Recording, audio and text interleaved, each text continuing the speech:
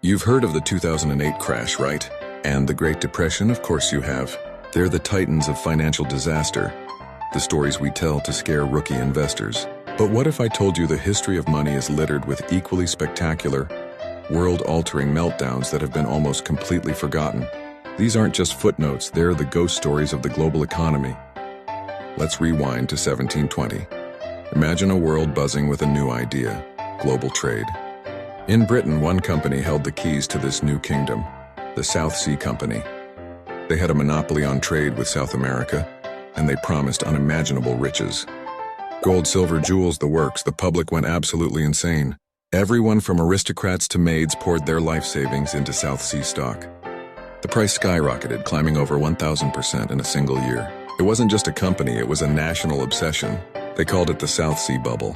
But here's the twist. The company's monopoly was, well, mostly hype. Much of South America was still controlled by Spain, who weren't exactly keen on British traders. The promised riches were a mirage. The company was essentially a house of cards built on speculation and government debt. When a few insiders quietly started selling their shares, panic set in. The bubble didn't just leak, it exploded. In a matter of weeks, the stock price collapsed. Fortunes were wiped out overnight. Sir Isaac Newton, one of the smartest people who ever lived, lost a fortune, the equivalent of millions today. He famously said, "I can calculate the motion of heavenly bodies, but not the madness of people." Think that was a one-off? Let's jump to America, 1907. The economy was booming. But beneath the surface, a dangerous game was being played. A network of unregulated trusts, kind of like early hedge funds, were making risky bets with depositors' money. It all came to a head when one man, F. Augustus Heinze, tried to corner the market on his own copper company's stock.